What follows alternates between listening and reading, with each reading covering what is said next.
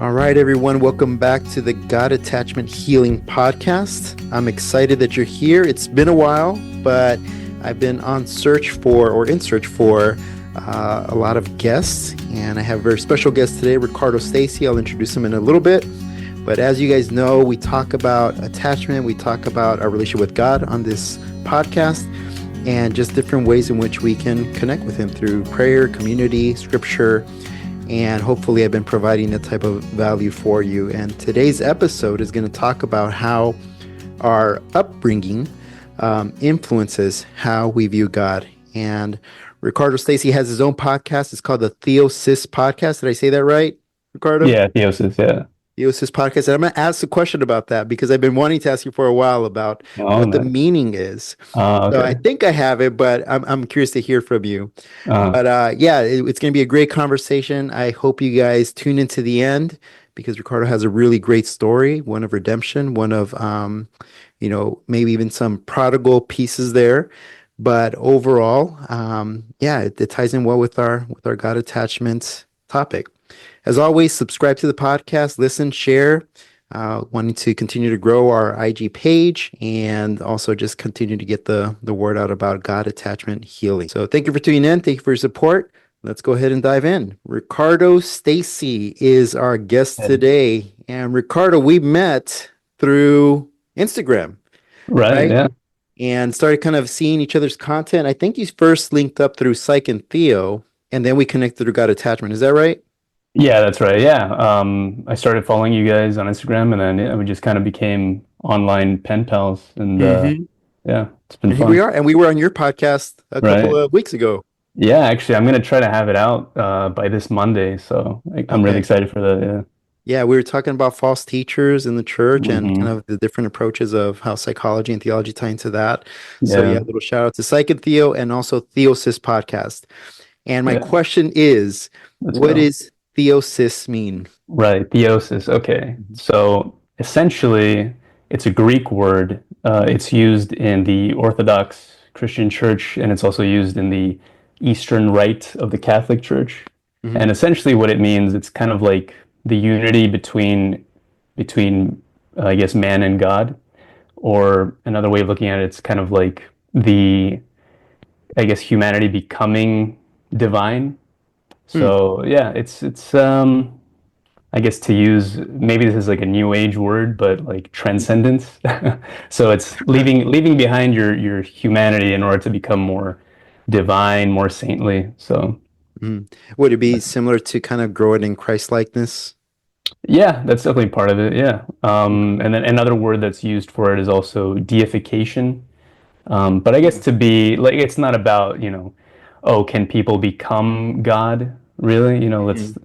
Let's not go into that territory, right? So it's not about people becoming deities, but I guess it's about like the burning off of your shortcomings, like the old your self, lower maybe.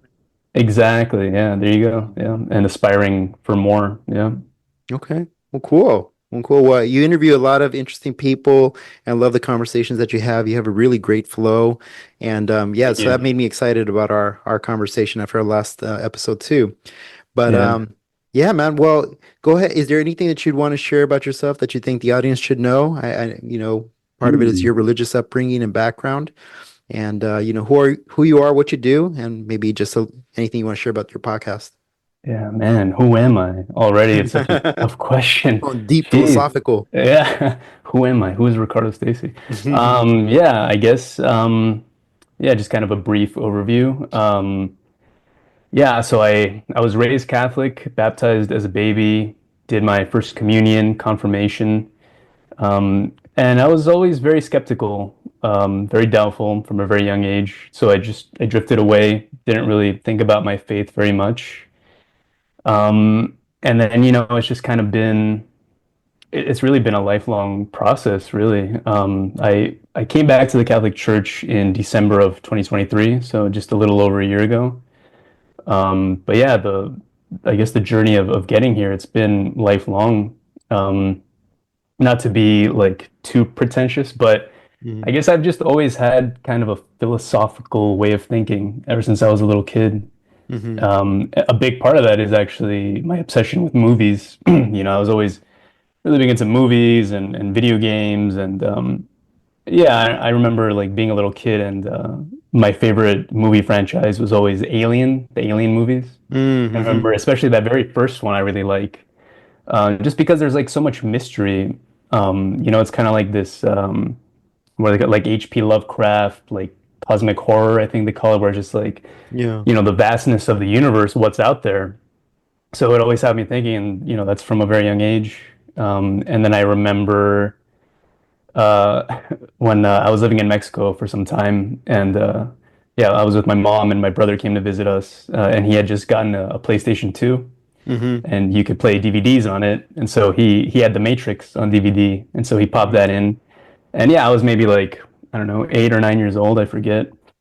Um, but yeah, I was like so blown away. I mean, on the one hand, you have like really cool action, special effects, all that, but just this idea, I had never thought about it. Like, what if this world that I exist in, what if this isn't real? What if I'm like dreaming or something? And so I was always really fascinated with that.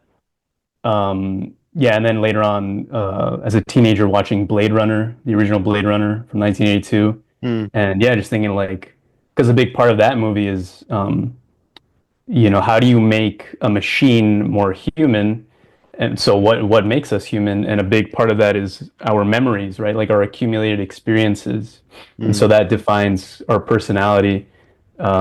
And so yeah, just thinking about that because yeah, they insert fake memories into these robots to Mm-hmm. so that the robots themselves think they're human because I guess it kind of helps them be better robots. I'm not sure. Mm-hmm. Yeah, I never really thought about that too much. Maybe that's kind of a plot hole there. But yeah, it's just like a super fascinating thing, right? And so yeah, just always like really fascinated with these big questions. And then yeah, as I got older in my 20s, I became super fascinated with philosophy. I had friends who were philosophy students actually, and we would just sit around drinking beers talking about philosophical things and like they would bust out philosophy books and talk about yeah, I don't know, like Descartes or these like weird French philosophers and Mm-hmm. real pretentious stuff. But Right. yeah, I was just always really fascinated. And then You had yeah, questions for as long as you could remember, yeah, just kind of always questioning things about life in general. yeah, exactly. Who am I? What makes me me? And yeah, like who even though I did, I guess you could say reject God, I was always kind of like, who put this all here? Like how am I existing? Where's my consciousness coming from? And yeah, just really obsessed with that. Mm-hmm. And so yeah, I think a big part of that, yeah, it was just like philosophically thinking. And then I got pretty into this one philosopher, Slavoj Žižek. Maybe you've heard of him. It's like this really weird guy. I think he's like Swiss or something. I don't know, some European guy. And yeah, I remember he had this. It was like a TV series, I think, and then he ended up making a movie too, where he would analyze movies and then break down like the philosophical ideas behind them. So Mm-hmm. obviously that was really fascinating to me because I was into movies my whole life and into philosophy. So I remember watching that and being super fascinated with how he would break down movies into like these philosophical principles and political stuff as well. And then that translated over to me becoming fascinated with Jordan Peterson because that was also kind of what he did. He would watch like he would break down like Disney movies, for example, like The Lion King or Mm-hmm. Peter Yeah. Pan. And yeah, he would break that down into like what does this mean? Was that? Oh no, nothing. Oh, did you say something, son? No. Can you hear Uh, me? and I just became super fascinated with Jordan Peterson and how he would analyze these, kids movies, but then make it into something like just so epic, right? With like psychology and religion as well. And so yeah, that got me super curious. And then also all that paired with the fact that my whole life I guess I've always felt like um in a sense like I can always improve, I can always be better, right? And Mm-hmm. so yeah, all that paired with like this I guess self-improvement kind of way of thinking it led me to like what is the final thing missing? And then yeah, then I got super curious about religions, all religions, and then that narrowed down to Christianity and remembering, the faith that I grew up with, which is Catholicism. And yeah, I have a buddy who I've known for a while now, for about 5 years, 5, 6 years, I think, and he's Catholic. He would go to church, and I was always aware of this, but we never really talked about it too much. And then yeah, just one day I was like, "Hey man, let me go to church with you." And then yeah, I was like, "Okay, this is what has been missing in my life." Yeah. Um, and yeah, that's That's that's cool, man. basically how I got here. Yeah, that's one of the factors that tends to stem from belief in God or how you relate to God is the background religion, whatever that may be for you. So in your case, Catholicism. In my Hmm. case, I grew up Baptist. Oh, okay. So yeah, so there's a lot of overlap in how we would tend to view God, and that's part of what we're going to explore today. But Yeah. one big part of your story too, so growing up Catholic, but another big part of it, as you shared last time when we were speaking, was kind of growing up in a single parent home, Right. specifically single mother, right? Hmm. So can you tell us a little bit about that? What was your mom like? What was growing up in a home Hmm. with a single mother? Yeah. So I live in California. I've been here for a very long time, but I was born in Canada. Mm, And yeah, so my mom comes from Mexico, okay. and my dad, he was an Irish Canadian guy. Mm, And yeah, so that was my mom's second marriage. She had been previously married before, and she had my brother. I have an mm, older sibling who's older than me by 10 years, which is okay. a pretty big gap. Yeah. But yeah, so I was born, and then when I was about 4 months old, my dad, he had a severe aneurysm, and it was actually like the second or third aneurysm that he had, but this one in particular was very severe, and so he ended up in a coma Wow. for a while, I think a couple weeks. Yeah, and then I think they were getting ready to pull the plug. That they asked my mom like, "Oh, it seems like he's not, gonna wake up. Do you want to pull the plug?" And then she was like, "I don't want to make that decision." My grandmother was still alive at the time, so she's like, Mm, "Oh, call up my husband's mom." She brought him into this world, so I think it's fair that she determined that she make the decision if they should pull the plug on her son. But then, yeah, my dad did end up waking up from the coma. wow. But at that point, yeah, I mean, there was just a lot of brain damage at that point. So yeah, he was never the same. He was essentially like a child, he was like, Mm. yeah, a baby. He was like reborn in a sense. And so, How old were you at uh, the time? I was a baby. I was like 4 months Oh, wow. old. So so this is kind of hearing from your mom as you got older, kind of Mhm. what the whole story was. Yeah, exactly. And yeah, Wow. and I still kind of am piecing things together. Hmm. I'll forget over the years, and then yeah, I'll kind of like suddenly have questions like, oh hey, like what about this? And so yeah, it's coming from yeah, my mother and my brother as well. My brother, he would live with he lived with my mom and my dad, and so Hmm.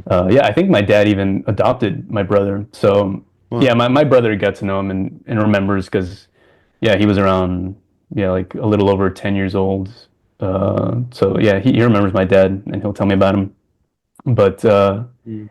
yeah, my dad, yeah, he was never the same again. They had to like teach him how to talk again, how to walk again. Mm. Yeah, really, Did you really have to crazy. care for him at any point too, along with your mom, or no? No, no, he basically lived the rest of his life in like these, I don't even know what they call them, like these hospital home places Mm. where, yeah, there were like nurses around the whole time taking care of him and these other patients in his home. And I would go visit him once in a while. I think the last time I saw him, I was maybe it was around like 8 or 9, something like Hmm. that. I think that's always what my go-to. Like, oh, I was like 8 or 9 years old. I remember, but So you yeah, he never was really had a actual father-son experience with him. no, no. It's like Hmm.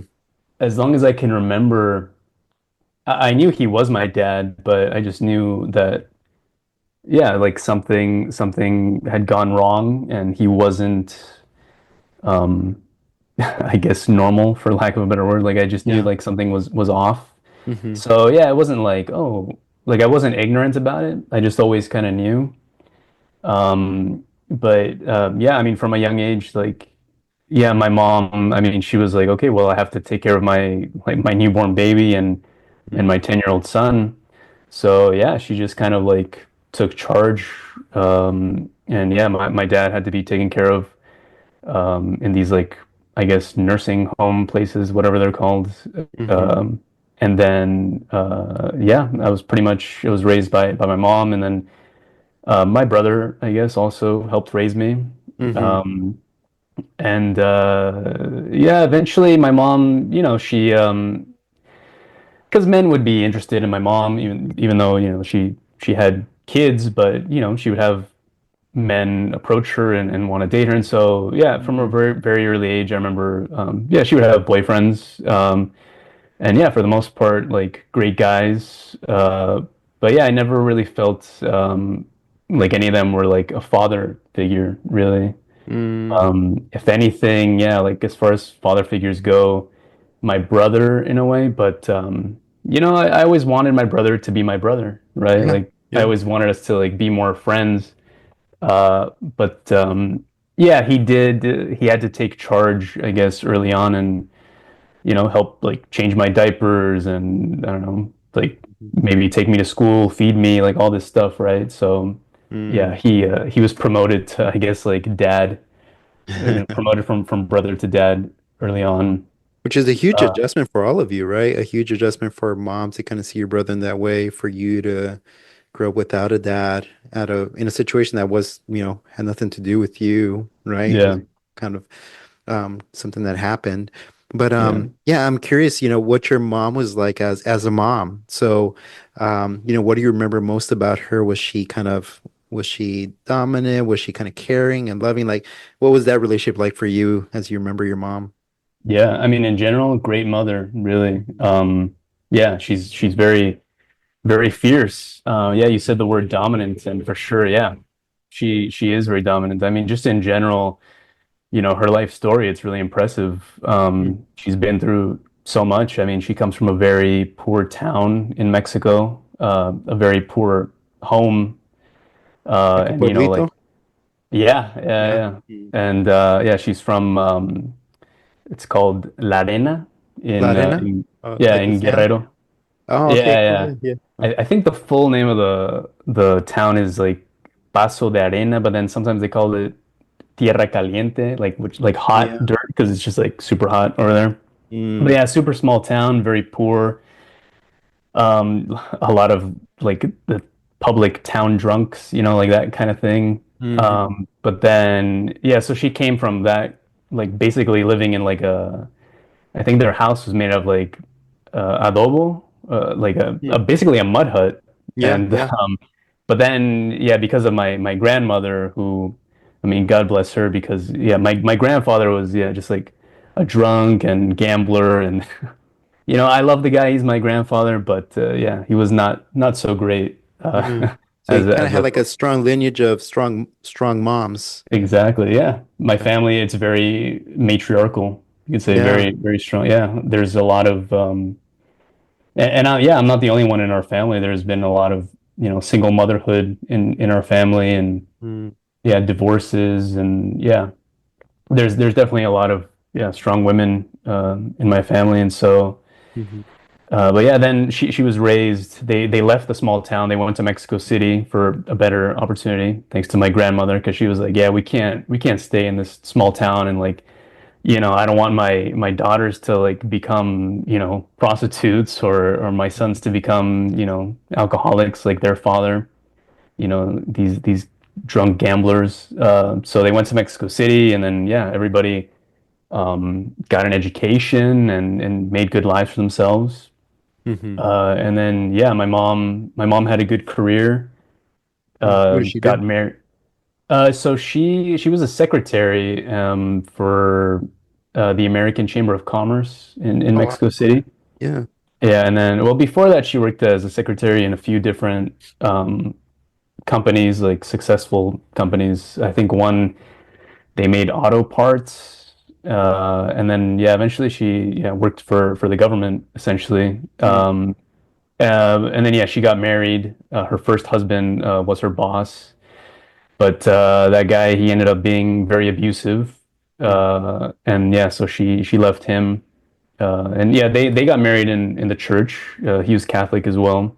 Mm. And but yeah, I think they're technically still married because they never got their marriage like Oh, annulled through really? the whole, yeah, because that whole process through the Catholic Church of the annulment, yeah, Oh, it's that's right. very Yeah. long and tedious. So I don't think they ever did that. But yeah, as far as like the government stuff, yeah, they signed the divorce papers and all that. And yeah, she left her life in Mexico to go to Canada.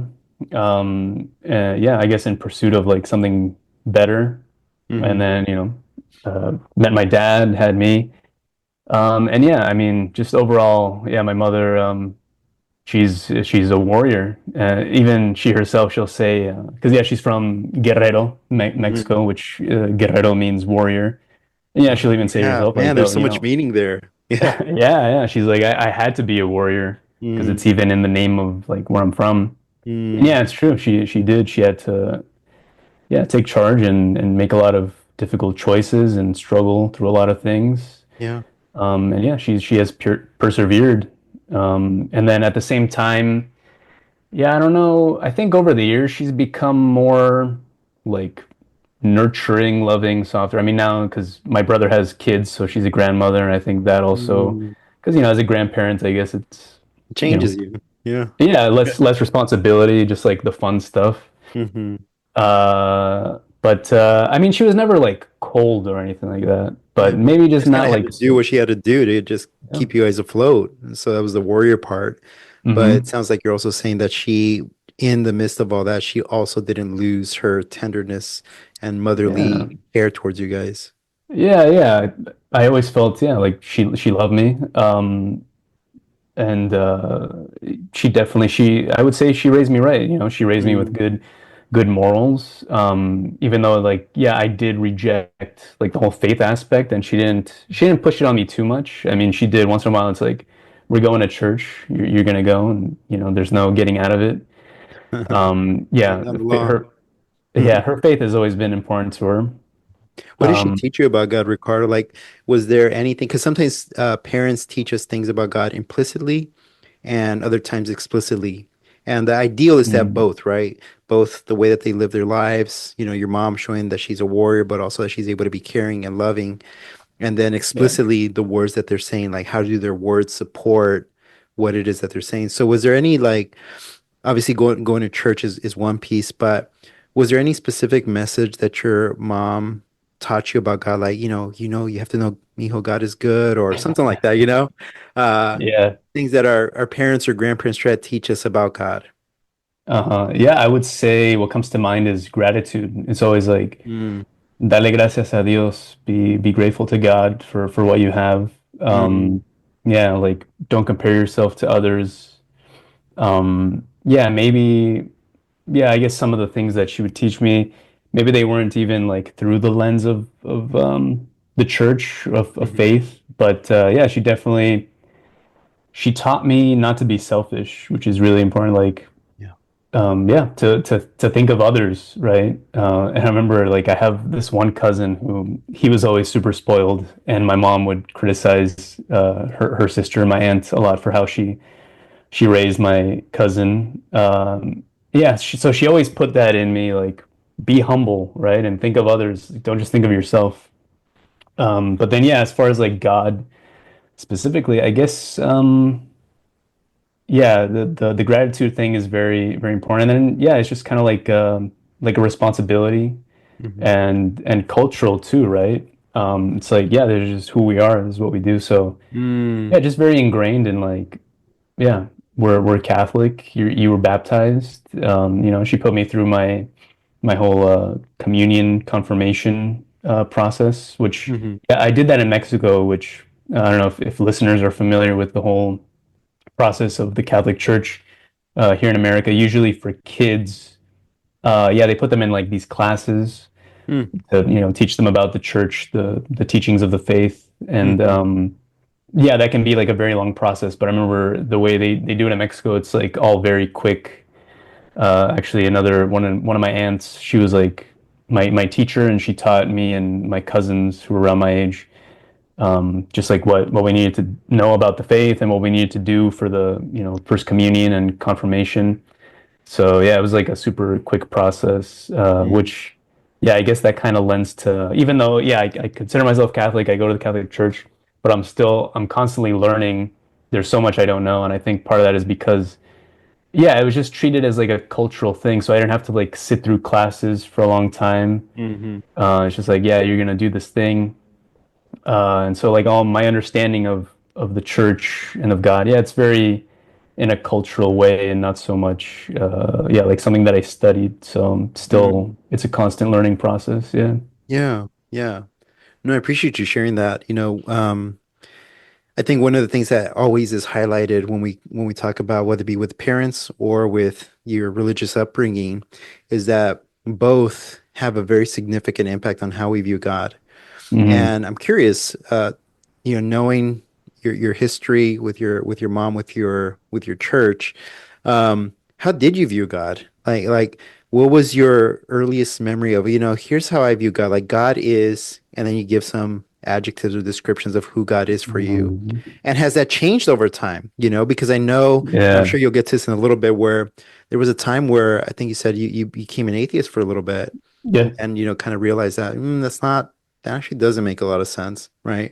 So Yeah. you had a view of God before that. So I'm curious what that Yeah, was because I think it helps the audience kind of understand that, for sure. how important the way that we view God and the way that we experience God, it's so important to our faith. We have the Hmm. disciples who were around him, they're around Jesus all the time. So they were able Hmm. to experience his presence and also learn from him. Like he's talking to them, here's who I am. So the descriptive or the explicit, and then there's the modeling, right? The implicit. Here's what I do, here's how I live out being the Son of God. So, Hmm. for you, what was that like? What did you know about God before becoming an atheist? Yeah. Well, first, I just want to say real quick that yeah, this whole your approach to it, it's amazing and it makes so much sense to me because yeah, we can't forget that even though we are spiritual beings, we are part flesh as well.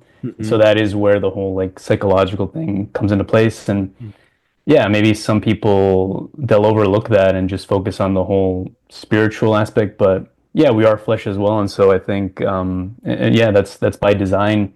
So psychology, I think, is very important. Yeah, like understanding our personalities and who we are here on Earth, right? It does affect our perception of heaven, of the divine. So yeah, I think it's really interesting, and that's why when you reached out to me to have you and Tim on, I was like, yes, immediately. That's because yeah, I love the content you guys are putting out because there is for sure a lot of overlap. Hmm. So yeah, I really like that. But yeah, my perception of God, like I said, I was very, rebellious. I think my perception of God was, yeah, it's this guy who I can't see, and he wants to dictate how I live my life. And Hmm. yeah, we kind of talked about it on my podcast when I had you guys on. Hmm. Yeah, just like from a very young age, I remember like in Mexico, my neighbor, I told her, "Oh, it's gonna be my birthday," and she's like, "Yeah, God willing." And yeah, I was like 5 years old, and I Hmm. remember telling her, "What do you mean, God willing? It is gonna be my Right. birthday." And so yeah, I just always had that mentality of, who is this God guy? I can't see Mhm. him, and yeah, who is he to have authority over my life? And Mhm. I'd rather be at home playing video games than going to church on Sundays. It's so boring. Mhm. Um, so yeah, I think my perception of God was always like, um, yeah, he's this authority figure, and it's like, okay, so I need to like worship him and devote my life to him. But yeah, I don't see why I should. Like, I can't even see him. I can't speak to him directly. Mhm. And honestly, sometimes like I still, even though I'm a Christian, I'm Catholic, I'm a Christ follower. But yeah, sometimes I'll have these questions still now, like, Mhm. is God truly all good? Is he all loving? and you mentioned the apostles, the disciples, and getting to meet Jesus, and it's like sometimes I'll read the gospel and learn about Jesus, but then it's like, is this really the same God as the Old Testament God? Like we hear the story of the woman who was caught in adultery, that she was going to get stoned, right? And Christ said the whole thing about, oh, he who is without sin has the first rock. And so yeah, sometimes I'll think about that. I'm like, I feel like if this is the same God as the Old Testament God, like uh, I do have this perception of the Old Testament God being more angry. So I'm like, wouldn't he Mm. tell them, yeah, go ahead and stone her. But then when you're done stoning her, stone each other because you're all sinners, right? So Yeah. I think I do think I have that mentality of like, yeah, God is a judger or a Hmm. judge. God Hmm. is a punisher. Yeah. Yeah, I think I do have that view of God, which maybe yeah, it's the more harsh view. Like when I hear the stuff about yeah, God's mercy and love, and I'm like, Mm. as much as like yeah, that is what I want. That's the truth that I want. But Mhm. sometimes I'm like, well, what's the evidence of that? I mean, we see so much injustice in the world. There's so much cruelty. Um, yeah, sometimes I have doubts. I'm like, where is he? And this whole idea too of if we're supposed to have a relationship with him, shouldn't that go both ways? Like, people say like, oh, God wants you, but it's like I feel like I had to like bring myself to him, right? Like I don't know. Mhm. I guess in some ways I can say, yeah, throughout my life he's been guiding me. But yeah, I never had that like clear like, oh yeah, he's here with me and communicating with me. So yeah, it's like, oh, if I'm supposed to have a relationship with him, why doesn't he present himself more? Like, why am I the one that has to go to him?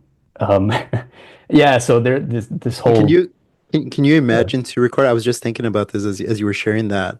I yeah. wonder how different it would have been had your father been not in the state that he was in, but Mm, instead replicating all of that, that idea of being present with you, him communicating with you, him asking you how your mm, day's going, right? Being really present in all of that. And if we were to talk about, yeah, God's present and he wants to be with you, and your dad demonstrating that to you, like that connection is what I see a lot of people make is that, well, yeah, of course he wow. loves me. Of course he wants to be with me because they have a model with their father that that's all he's there. That's all they've ever known, right? So that's a big Mm, piece of this God attachment is that when you understand those parts of your story, it's like, wow, so all it took, because parents are representatives of who God is, right? Because mm. they're able to meet your needs, especially when you're a baby, right? And if they Yeah, you're don't so get those needs dependent. met, yeah, super dependent, right? And that's kind of the idea is that as we get older, we become more dependent on God because we realize our need for Him. Mm, And it's so interesting to see that because it can change with time, right? Maybe your dad would have been really good at younger ages, but maybe when you hit teenage years or young adult years, maybe he distances himself from you. But that whole mm, upbringing, the foundation was set for you to understand God in such a way because that's what was modeled for you at such a critical time. So it's just one of those things. It's just a question, right? It's one of those things. yeah, I'm not saying that would have been that way, mm, but the commonality when it comes to attachment theory is that if you have a model of what I'm telling you, that God is loving, caring, kind, and gentle, and you had a parent who was like that consistently, effectively, timely, right, always in those spots when you needed him the most, then I think the leap to yes, God is that way would be much easier when you had that model for you, right? And and even as you mentioned, God's kindness and his mercy, like it doesn't really connect as well, but his justice and wrath, that right. makes a lot of sense to me. It really does, yeah. So it's really interesting seeing that. And sometimes that's modeled through our parents or through just what we receive teachings in the church.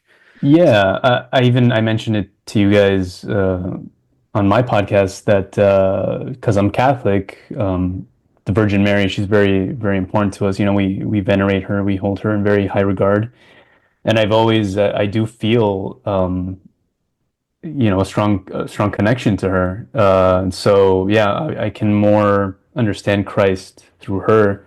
It really helps it all more be more palatable, I guess, Mm-hmm. in a way. Like, yeah, I can just because I understand that, right? I Yeah. understand more the love of a mother, right? Like when I see, these depictions of Mary holding the baby Jesus, or when he's being crucified. Yeah, like I can understand that. Like, wow, like looking at this mother, seeing her son dying, and like just yeah, her emotions. Like I can understand that more because yeah, my whole life I always, I saw my mother, Mm. going through like yeah, I guess because I think I've It's wild, always right? yeah, I've always been a good boy, I would say, but I have put my mother through things. Mm. I've been kind of a pain. And so, yeah, I've definitely I've made her suffer in some ways. And so when I see, yeah, the Mm. Virgin Mary suffering because of her son, it's like, okay, yeah, that makes sense to me. I can see that. Mm. So there is that relatability. And yeah, it makes total sense what you're saying, how we grew up. I mean, there's so many things that it affects, right? Like Yeah. I hear all the time about how, especially with men. I think it's both men and women, but especially with men who grew up in a house without the father. Yeah. They're more prone to being in jail, prone to poverty, prone to mental illness, and all this stuff. So Mm-hmm. fathers are incredibly important. I'm sure, there's all these other things that go along with it, right? Yeah. Um, but yeah, it is incredibly important to have a father around. And then yeah, one thing, because I mentioned that my mom, she has had partners, Mm-hmm. and she just got remarried like 3 years ago. Oh well. Yeah, I live here in the house with her and her husband. Mm. Great guy. But yeah, for a long period of time, she was with this one particular boyfriend who, at first, I loved the guy. I Mm. don't know if I ever saw him as like a father figure, but I saw him as like my friend, and I really liked him. I looked up to him, I admired him. But then he started becoming abusive. Mm. Um, and like I mentioned too, the background that my mom comes from, she had an abusive father, and so I think for her it was just kind of like that's normal. And then her first husband was an abusive guy. Mm-hmm. So yeah, we were just kind of yeah in this environment where yeah I was kind of like unsure about this guy. So I went from like really loving him and then seeing his dark side. Like, Mm-hmm. he became more abusive, and it's like okay, well I can't trust this guy. But my mom keeps us in this situation, and so yeah, I kind of felt unsafe, I guess. And then yeah, we would move around because so I was born in Canada, and then this guy that she was with, he was from Michigan, really close by across the river. Yeah, because I was born in Windsor, Ontario, which is across the Detroit River Mm. from Michigan. So yeah, we moved to Michigan with him, and then yeah, when things would get too hectic in the home, we would move to Mexico because my mom always had a house in Mexico. Mm. And so that was kind of like our way of like leaving, right? And so we would go to Mexico and it's like, okay, like, I'm gonna leave this guy once for all. We're gonna go to Mexico and live our life over there. And so I'd go to school in Mexico. My mom would, try to find a job. But then eventually, yeah, she would get back with him and we'd move back to Michigan. And it was like, yeah, the cycle would start all over again. And Mm. then, yeah, the guy, he was a heavy drinker. He had some bad habits, heavy gambler, Mm. very similar to my grandfather. So you can kind of see the whole, there's that Freudian thing, right? Mm. Yeah, it permeates through the generations. Mm-hmm. Um, and yeah, so we would be in this like unsafe environment.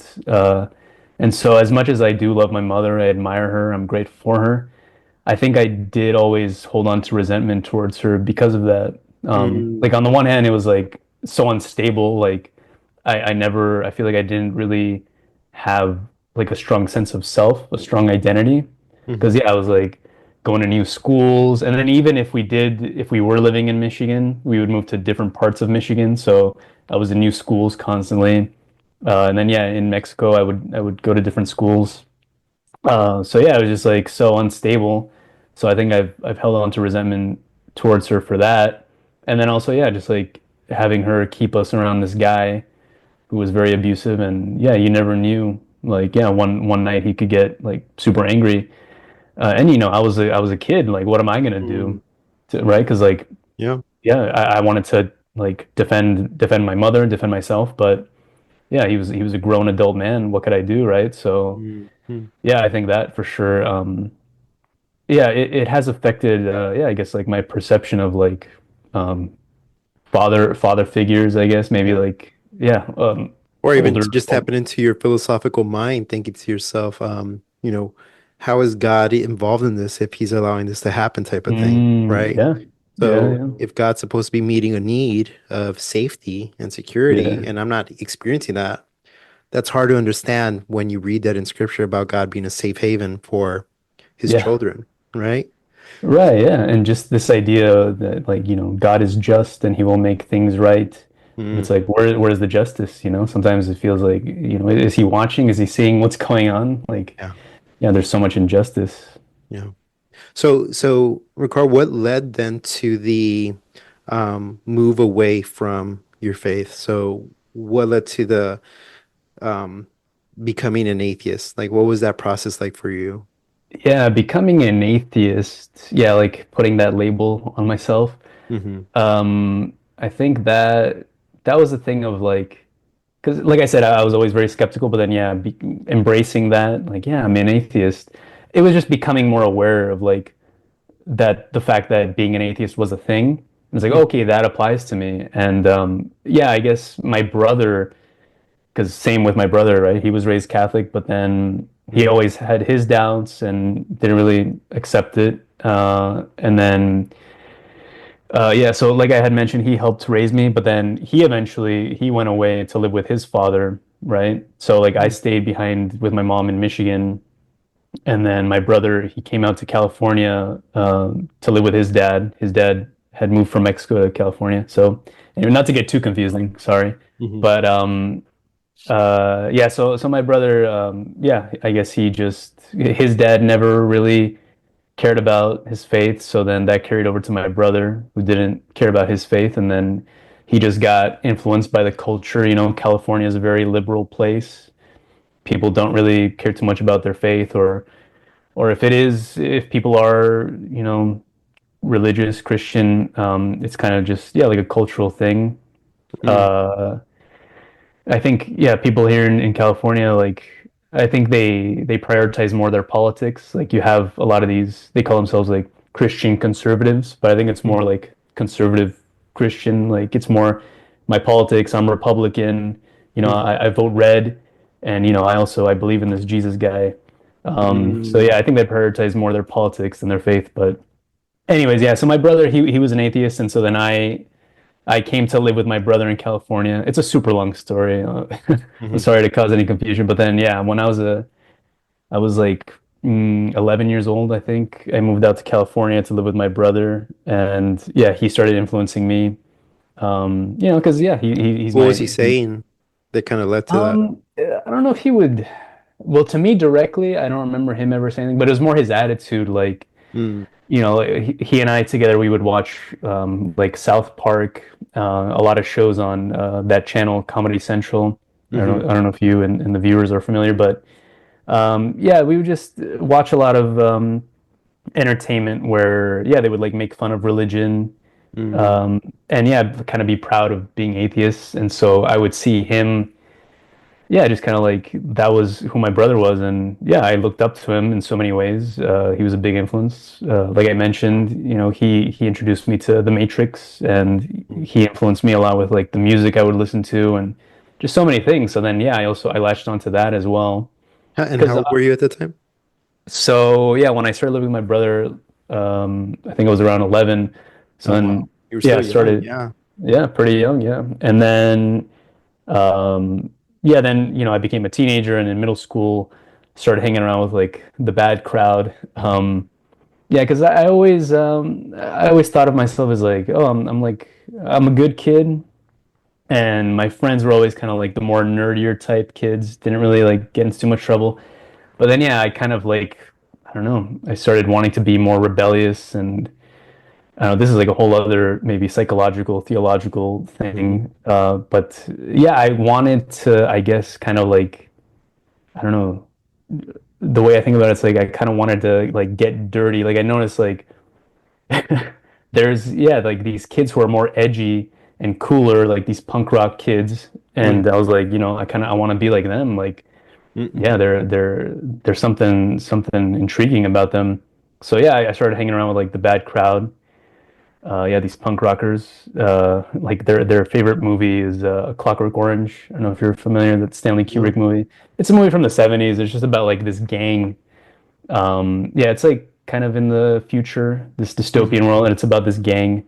And that was like their favorite movie they would watch all the time, and so I started watching it with them. And yeah, Mm-hmm. it's just like this whole like, oh, we're so rebellious kind of thing, right? And then yeah, they were like very much against like religion and all that stuff's lame. So yeah, I just started like adopting all this, and it would yeah affect my worldview.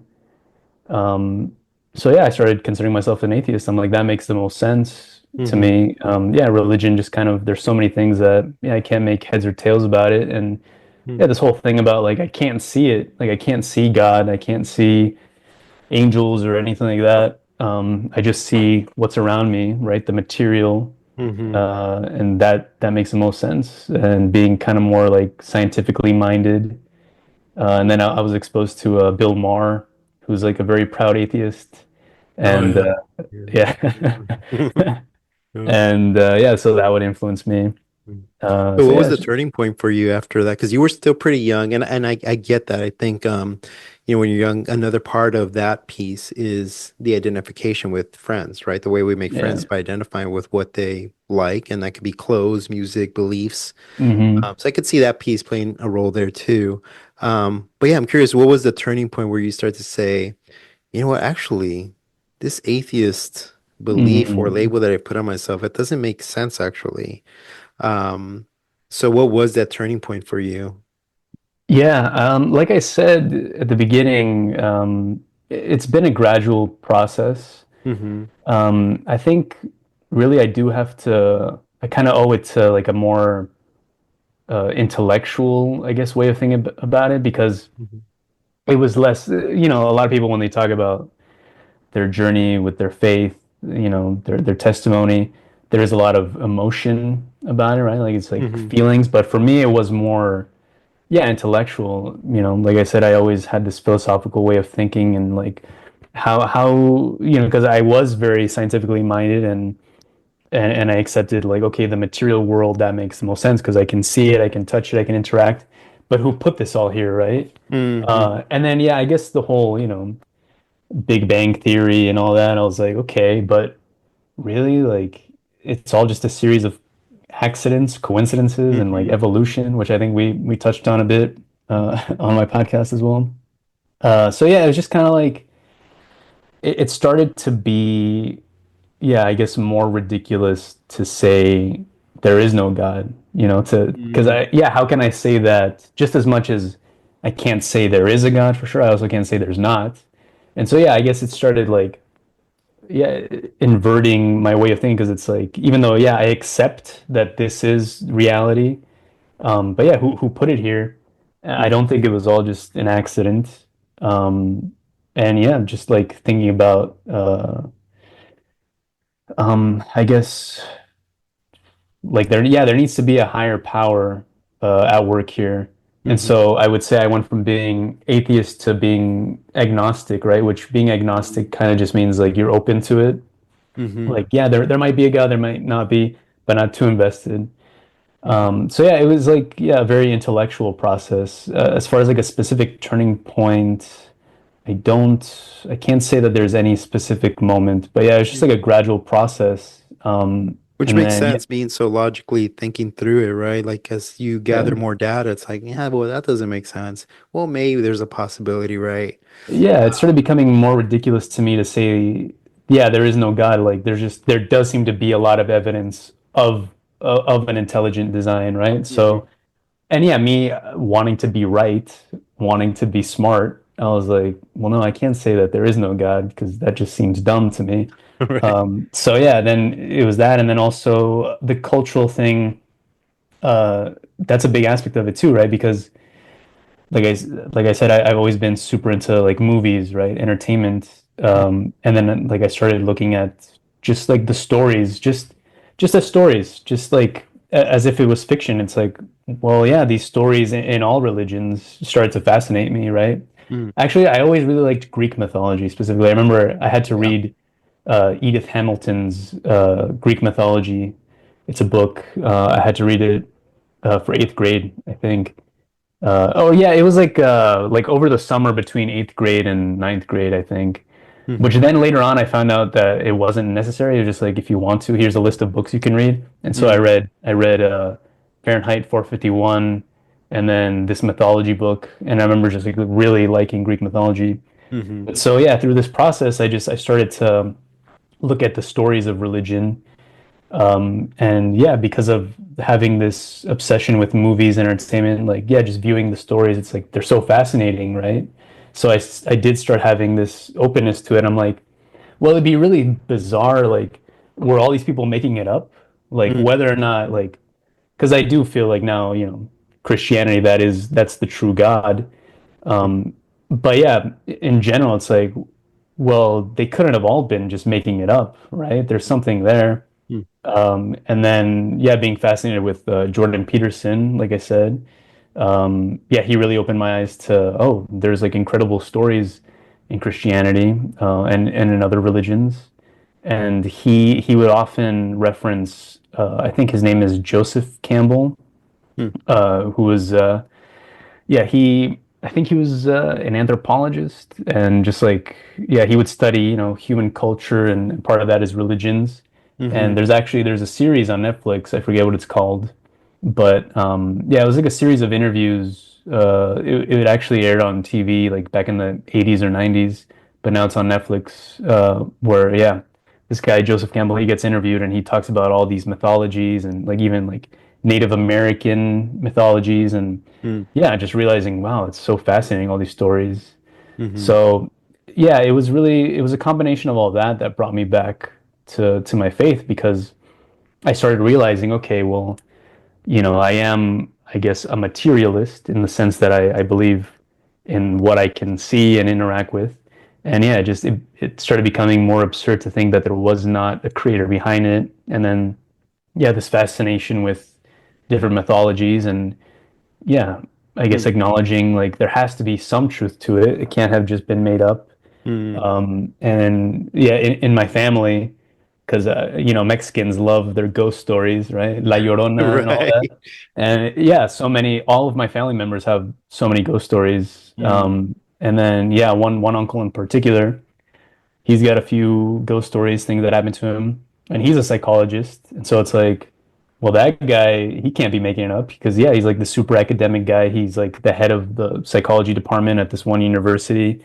mm, So how can someone so educated, so intelligent, yeah, like just make this up? So it's mm, just a combination of so many different things. Yeah, it's not like because I'll hear stories about people giving their testimony. It's like, oh, one day, like yeah, I went to the bar and started talking to this Christian guy and I converted right there on the spot. Or mm, yeah, so I heard a story about like somebody watched a movie and then they started believing. And but for me, it was a gradual process of being convinced, right? mhm, And yeah, honestly, I kind of struggle with it, mhm. I will still have questions.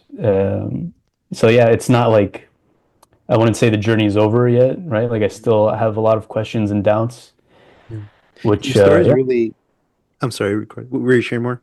No, no, that's it. I was gonna say, and your story is not uncommon for those of us who grew up in the church. That's kind of Mhm. typically kind of how it progresses, where there comes a questioning stage where you wonder, are these my beliefs or are these my parents' beliefs? And then Mm. what does it mean for me to move away from these beliefs if Yeah. I start asking all these questions, right? And then on the Mm. way back to, okay, I want to make these my beliefs, the questions that then become even wanting certainty, right? And Yeah. wanting to make sure that you have and you know everything that you can. But it's almost like getting to know a person, right? As you get to know a person, you establish a foundation of trust and security within it. And at some point, because you have a repeated number of situations or instances where trust has been developed, you don't think about trusting the person. You just do, right? Until they do something that actually hurts you or Mm. destroys the trust, you know? And I think Um, one good practice that I often encourage people to do is, just look back at your life and all those repeated instances when you needed God to be there. How did he show up? And you'll see that you kind of mhm, start to develop, oh, he was there at this point, he was there at this point, and this point. And now you're like, well, why mhm, am I still distrusting of him? Why am I still questioning when there's so much evidence of him just being present in my life? So mhm, there's something that we're looking for, and it is that fear of, am I going to be abandoned, right? Is he actually going to meet the need that I've wanted? There's no other evidence in my life with all these other people that have been in my life. They've all left. They've all been gone in some way, mhm. shape, or form. Yeah. Why would God do anything differently? Right. So I think Mm, that's one good practice to implement just the evidences. And that's one of the strongest things in my own faith, where yeah. I call it the Peter principle. And if you remember when Jesus was preaching and then he was going away, um, and his disciples started leaving him, not his 12, but people Um, who were following him, right? yeah. And they started to leave, and he looks over at his disciples and says, will you leave me too?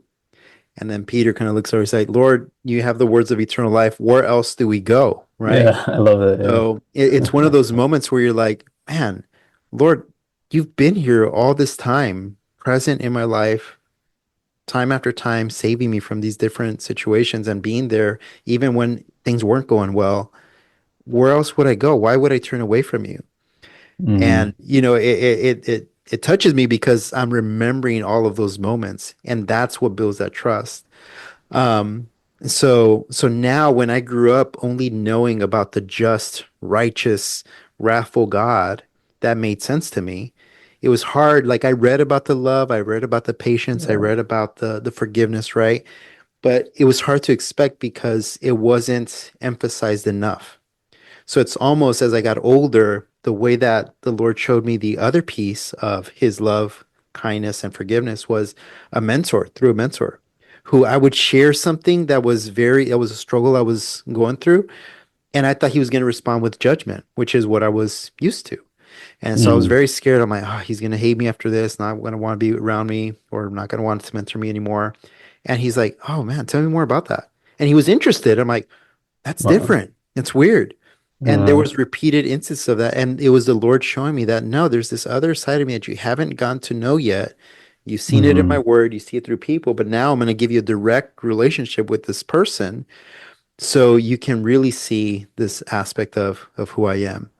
And that was Yeah. just so encouraging. So now I was able to find that balance of the Lord can be just, righteous, and wrathful when needed, but he's also loving, Yeah. kind, and is able to forgive, right? Hmm. So I often share that so people can see, do I have anyone in my life who shares that other aspect of God that I have been either ignoring or haven't been attuned to, Mm, paying attention to? So that way, mm. when you read God's word and then you have experiences in your real life about that attribute being demonstrated, it starts to make a little bit of sense and then a little bit more sense.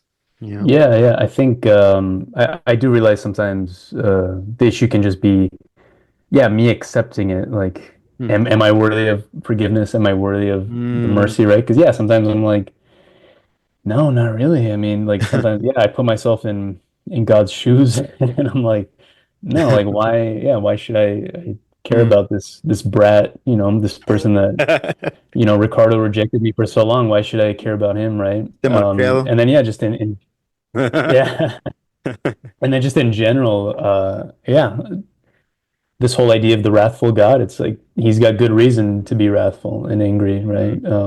Yeah, we are pretty terrible, and yeah, I think we deserve it. Like I've heard it said, God doesn't send you to hell. It's really yourself. You send yourself to hell. Um, yeah, we do. We cause we cause all of our suffering in some way.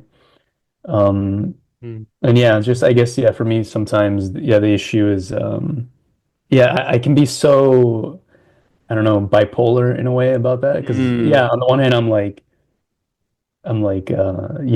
oh God, he's so angry and wants to punish us, and then yeah, and then I'll flip around and like, well, yeah, I mean he should want to punish us. I mean we're supposed to. So yeah, I kind of go back and forth. I'm like, Mm. I want God to be forgiving and all loving.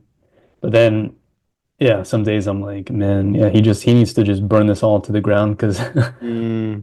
we're bad people and we do a lot of bad things. So yeah, it's kind of like, um, And the yeah, fact that that hasn't happened is kind of one of those demonstrations of his mercy and grace, right? mm, Like we take on that mentality of, yeah, he should, and he hasn't. It's like we don't perceive that as mercy and grace. We perceive it as, oh, you're being weak because you haven't oh, done, right, what you said you were right. going to do. Which I think that isn't that kind of the story of Jonah, right? Because Hmm. like he's kind of avoiding God because God wants him to go to what was the city called, like Nineveh or something like Nineveh. that. Yeah, and it's like, oh, go preach my word to these people, which is basically like you Nineveh, you guys have been bad, and God is going to punish you. And Hmm. then Jonah doesn't want to do this, and so he keeps trying to run away, and he ends up in the big fish or the whale, whatever, however you want Hmm. to call it. But then yeah, at the end, it turns out that Jonah he's like, you know what? I didn't want to deliver this message because I know you're not gonna follow through on it. Like you're always kind of like oh, I'm gonna wreak havoc on you guys and punish you, but then you never do. You forgive these people and they don't deserve to be forgiven. So sometimes I can relate to Jonah. I'm like, Hmm. man, yeah, if you are so just and all, it's like, yeah, go punish people, right? But then yeah, I'm like, oh, but yeah, he's supposed to be like the most forgiving, the most tender, the most loving. So Hmm. yeah, I guess maybe that justifies it. Like, yeah, even though we see terrible people who deserve punishment, but still they are God's children, right? And so he loves them just as much as he loves the rest of us. But it can be a tough pill to swallow, right? Because I'm like, Yeah. I'm not as bad as Hitler, for Right. example, right? So That's true. yeah. No, that's good, man. That's good. Well, we're down to kind of our last little section here, Ricardo, Yeah. and just kind of wanted to get your final thoughts. Like, as we've been Mm. having this conversation, have you seen, is there anything in your relationship with God that has been new for you, that's been good, that you're like, man, this is really impacted my relationship with the Lord, whatever that may be. I don't know what's Mm. happened in the last couple of years. Maybe something happened recently, but something that shifted your relationship with God in a positive way. Right. Okay, yeah. So as you know, I was in Mexico recently, and my plan was to move there like indefinitely. Oh, wow. Yeah. So as I mentioned, yeah, I live with my mom and her husband, and it's good being here, but obviously it's not like the ideal. Hmm. I would like to have a place of my own, and then I got this idea like, oh well, I could move to Mexico, and I can afford to live a lot better over there. Like Hmm. maybe what I have here is not so much, but in Mexico I could live like a king. And so Hmm. my idea was, yeah, to move to Mexico and just kind of have a change, yeah, a change of scenery, I guess. Hmm. Um, and yeah, I also went with this mentality of America's so prosperous, and yeah, there's like so much attention put on like wealth and stuff like that. And I want to go to Mexico where it's a bit more humble, right? This third world country. And I sold my car. I sold a lot of my Oh, belongings, got wow. rid of a lot of stuff. Yeah, donated like half my clothes to charity. Yeah, just got rid of a lot of stuff. And then arrived in Mexico and realized it wasn't the right choice, And this is something that I Hmm. had prayed about. I wanted to have proper discernment. And so I would pray about it constantly, like, am I making the right decision by going to Mexico? And I really felt in my heart that I was. And yeah, people, friends, family, they would try to convince me, like, no, you're not doing the right thing. Stay where you're at. It's a big change. Like I spoke with my brother about it. He's like, man, are you sure you want to do that? You want to sell your car and move to Mexico? Like that's a big deal. Maybe just go over there for like a month and test it out and come back. Yeah. But I was like, no, I really feel it in my bones and my soul that this is the right thing to do. Hmm. So yeah, I did. I went there and realized it was not the right decision because Mexico is a tough place to be, honestly. Yeah. And it is kind of what I wanted. I wanted to get rid of my comforts, Hmm. because I am Catholic. That's like a big part of it is like this asceticism kind of and like rejecting the material world and like suffering kind of like there's so many monks, right? So many Mm. saints that we hear about in the Catholic Church who, yeah, they kind of get rid of all their belongings and go live in a cave and just dedicate themselves to the Lord. And so I kind of had that mentality. But then, yeah, just getting over there, I realized, no, that's not my path. Because yeah, like I'm not gonna become a monk. I just know that my place within faith is to be a lay person, Mm. and yeah, like be faithful but live kind of like a normal life. Yeah. And I can't really do that in Mexico. It's tough because I want to get married, I want to have kids, and honestly, in Mexico, it's really tough. Just like really simple things can be challenging in Mexico. And Mm. yeah, if you don't have great connections, great career, it's really tough. In America, it's a lot easier to get by, Mm. honestly. Sure. And yeah, just thinking about like putting into context, like with my mother, right? She came from a super poor town in Mexico and went through all the things that she did. Like, I was born in Canada, and then she helped me get my citizenship here in the US. Just all this, just for me to go back to Mexico, it didn't make sense, Mm. right? And then Yeah. yeah, I met up with some family members down there, and they put on a happy face and like, oh, it's so good to see you. We're so happy that you're in Mexico. And then, I kind of opened up to them. I'm like, yeah, I think I made a mistake. I don't know if, Mm. I'm going to be able to live here in Mexico. And they're like, oh, thank God you realize it because, man, we all thought you're crazy. Like, everybody Wow. wants to go from Mexico to America, and you're, being this contrarian.